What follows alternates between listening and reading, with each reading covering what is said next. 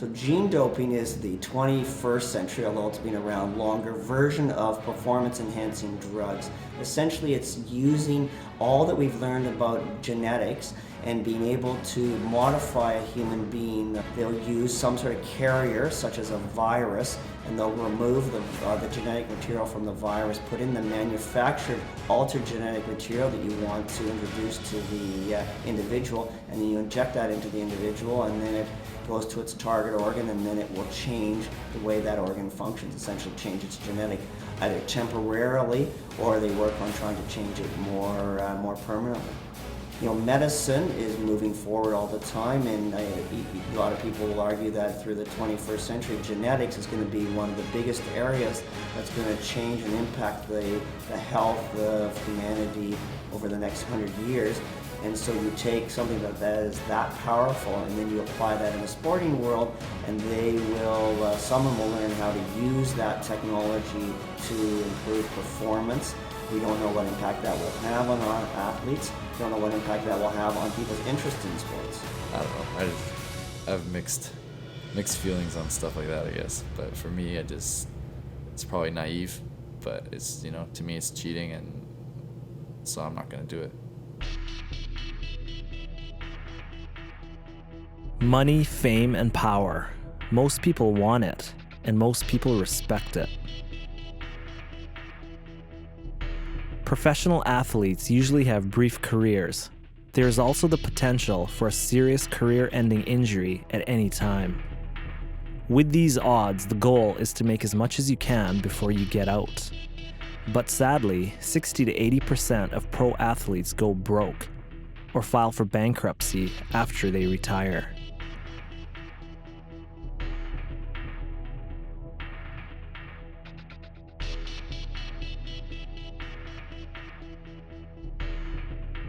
Individual moral choices sometimes conflict with the ethics of society. So who defines these boundaries?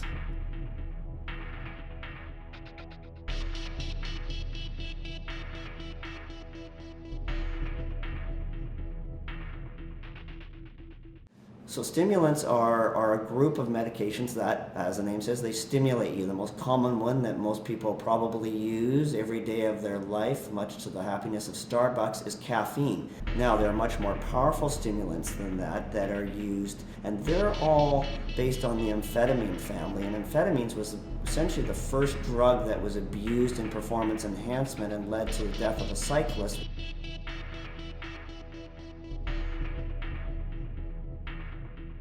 EPO, or erythropoietin, is a natural hormone in the body produced by the kidneys, primarily by the kidneys, and its role is to stimulate the production of red blood cells. So if you're interested in increasing your red blood cell mass, and red blood cells are what carry the oxygen from your lungs to your muscles and is a very critical step in endurance sports, then you want to maximize your red blood cell mass. So you can do that a number of different ways. Naturally, by spending time at altitude, that will raise it, or it can be done using EPO.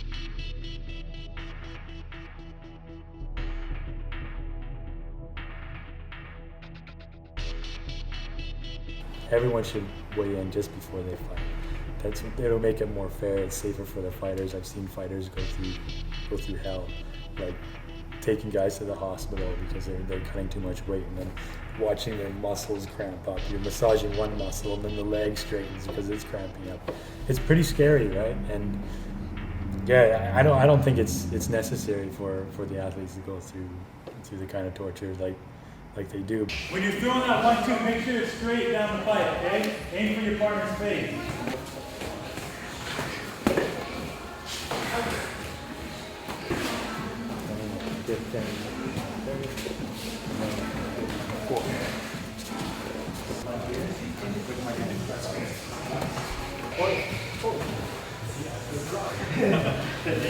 I started fighting because I actually thought it was cool, right? You know, when you're young, you think you're bulletproof, and yeah, you just think it's cool. You want to brag to girls, you hang out with your friends, your friends idol you because you train, they think you're crazy.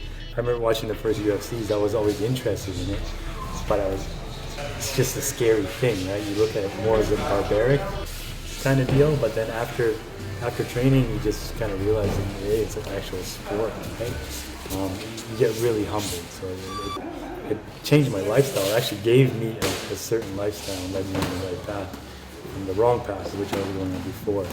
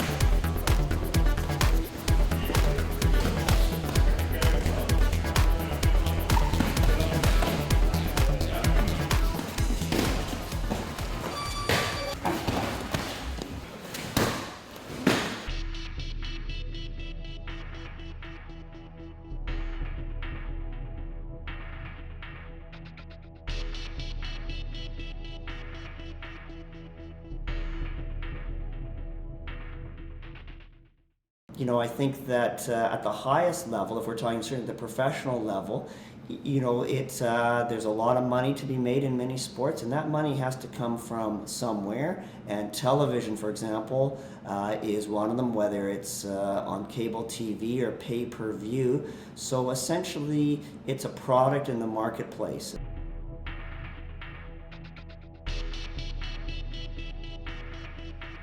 Sports revenues come from television, merchandise, and ticket sales. It doesn't even matter if a team or individual is a winner. As long as they are marketable, they will make money. Most teams and players don't ever win championships, but most of them will make millions of dollars. The armchair quarterback is the target audience, as they spend the most on alcohol, food, merchandise, and automotives.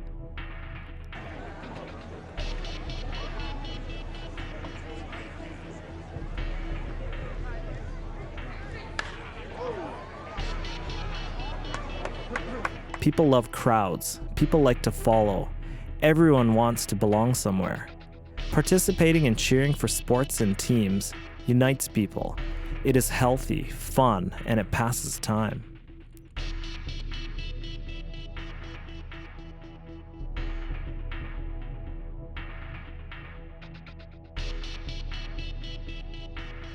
From lotteries to casinos to electronic gaming machines at bars and restaurants, gambling generates billions a year in revenues for the government. Gambling and sports betting is only legal in a small number of states, parts of Asia, Canada, and the UK. But online sports betting is massive throughout the world. The big fear is the corruption that will lead to fixed matches. Beta blockers is essentially a medication that is used mainly in the cardiac realm because of its impact on the heart. It blocks, we all have adrenaline in our body, and if we think of what happens in the fight or flight reaction, when adrenaline gets squirted, your heart starts pumping fast, your body becomes more aware, and you're ready to fight or fly. We needed that in an evolutionary way. Well, if you get too much adrenaline in the body, if you're anxious or jacked up, if I could use that term, for for an event, you often will start to get shaky, nervous, your heart will be pounding, and that can impact your performance if you're in a precision sport. And for example, if you're an archer or if you're a shooter where you're aiming at a very small target, you'd like to be as steady as possible. And so in those areas, it can be abused to help improve performance. Diuretics are medications that are used, they work on the kidneys and they cause people to pass more urine. So in a normal setting, someone who has fluid retention from flying or they get it from the heat, they will be prescribed a diuretic. What it's used for in the athletic setting is as a masking agent to try to avoid a positive test if you're taking a banned substance.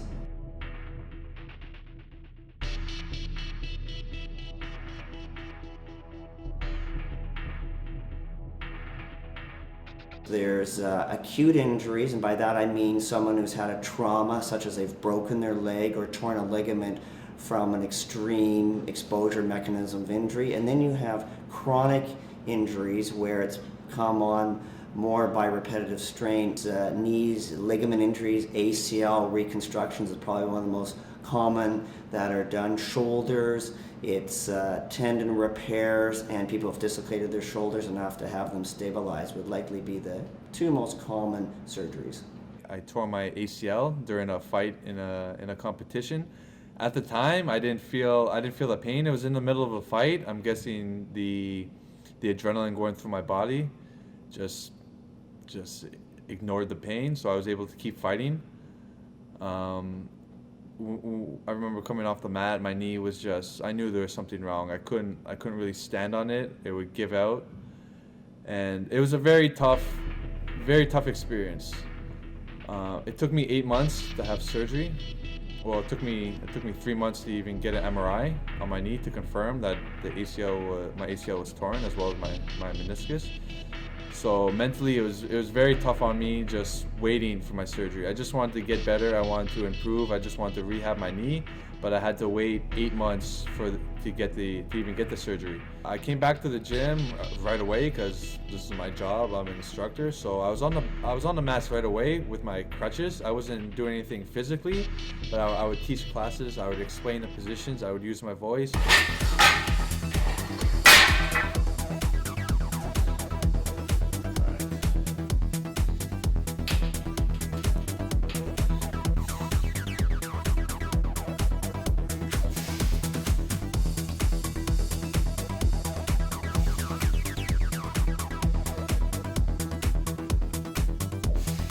I don't like painkillers because I want to be able to recover. I want to be able to be healthy. When you're taking a painkiller, you're just killing the feeling. You're not healing the injury. I'm not a bodybuilder. I just want to get strong as possible. I'm not trying to look all symmetrical and have big round muscles. I'm just trying to get as strong as I can, right? And have the best quality workout. I just want to break my body down just a little, that way I can get stronger, recover, and get back on the mats, sooner. So for my workouts just revolve around deadlift, squats, bench press, overhead press, and pull-ups for these exercises, in my opinion, you get the most bang for your buck. It works all the major body parts. I don't like to spend time looking in the mirror doing bicep curls, stuff like that. It takes too long. Whereas I can do deadlifts, I can work my legs, my core, my back, my arms, my shoulder, everything, right, in one movement in such a short amount of time. My first major injury was a herniated disc in my lower back. That was a bad one. After that, I had a bulging disc on the other side of that. A couple years ago, I got another herniated disc in my neck. The rehab for those injuries is a lot of massage, chiropractor, physio, you name it. Creams, oils, Chinese stuff, just experimenting with whatever I can. Ice, heat. I tried everything. I was in so much pain for so long. You just learn to live with it, and nothing really worked. And cortisone, glucocorticoid type cortisone, prednisone is a medication that we commonly use. It can be given in a pill form that you swallow. It can be given in a shot form that can be given either intravenously into the muscle, or it can be injected directly into an injured structure, such as around tendons or bursa, or into a joint. It's the powerful version of your non-steroidal anti-inflammatories, or your NSAIDs, which are the Advil family, and the steroidal anti-inflammatories are what we're talking about, and they're stronger, and then by using them in an injection form, we can target them into an injured area and be able to give a strong dose to the area, but a small dose relative to the whole body. The problem is the addiction part, right? Like, guys start taking painkillers for for one thing, it leads to another, and then they're into heavy painkillers and other things, which it's kind of a gateway, right? And people go downhill spiral from there. I've seen it happen to a lot of athletes. We're pretty vigilant as practitioners and aware of the risks of the potential for abuse or addiction to painkillers, and so we are working carefully with the athlete to try to get them off the medications. They're very useful medications in the right setting and very necessary at times. The idea is to get the athlete off them as soon as possible, because the risk of them developing an addiction to them is definitely there.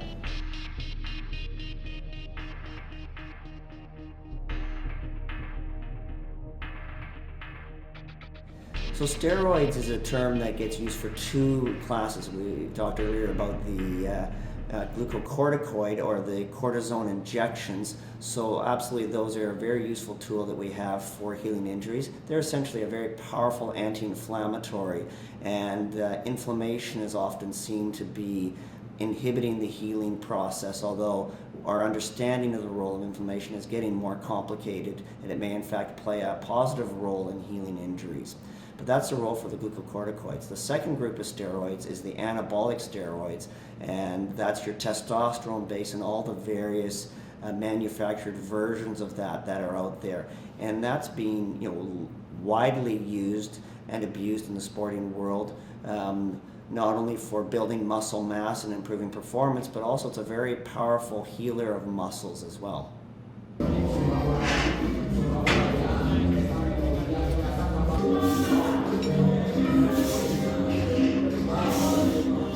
You're constantly obsessing with your weight, and you're constantly obsessing with how much you eat. DECA is pretty old. It's been around, we were talking about that earlier. It's been around for a very long time. But D-ball, I believe, and VAR are sort of like the gateway to getting into some serious bodybuilding.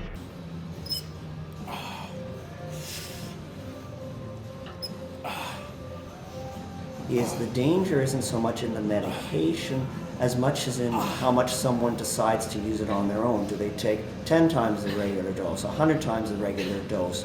Do they take it frequently or rarely? So all medications will have a threshold, and sometimes the most dangerous one may be the one that people think is quite safe because it's so common that they will think they can get away with it. I was bouncing for about 5 years, and seeing guys that are jacked up on juice walking into the club, their egos are through the roof. Their anger, their aggression. That just says it all right there. There's people that are doing this for the wrong reasons.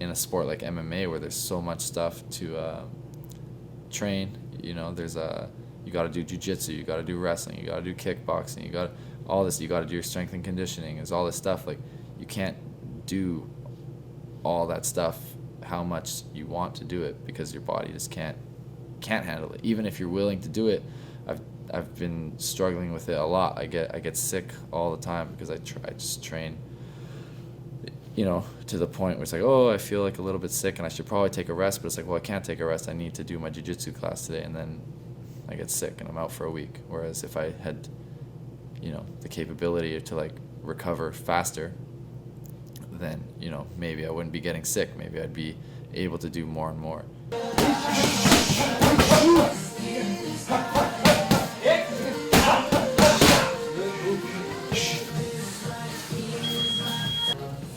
The fight, you get bruises and it hurts and that's fine, but mentally you're dealing with a lot. It's like a lot of pressure, people are watching you, there's the natural instinct, fear or whatever, excitement, and you got to kind of suppress all that stuff. That's probably the hardest thing about it.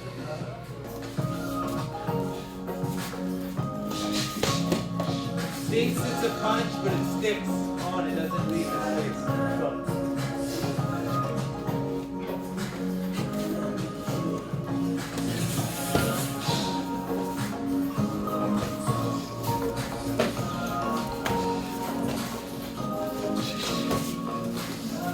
You know, to stay focused, to not, you know, let yourself, you know, rest when you shouldn't, or you know, to not get lazy, or to not like make a stupid decision like going out drinking, like, you know, at a time that you shouldn't, you know, to sacrifice basically. I'd say that's probably the hardest thing, is the mental side. Performance and growth enhancement is a hot topic with contradicting opinions. And with so much money on the line, what goals and rewards does society offer professional athletes? It's usually fancy cars, beautiful women, and a lot of money. But what about starting a family? Why is the world okay with fake food, but we get so angry at fake athletes? Money changes everything and everyone, and can make our shadows taller than our soul. Performance enhancement is a never-ending race between scientists and testers. And since the rewards far outweigh the consequences, maybe it's time we write some new rules.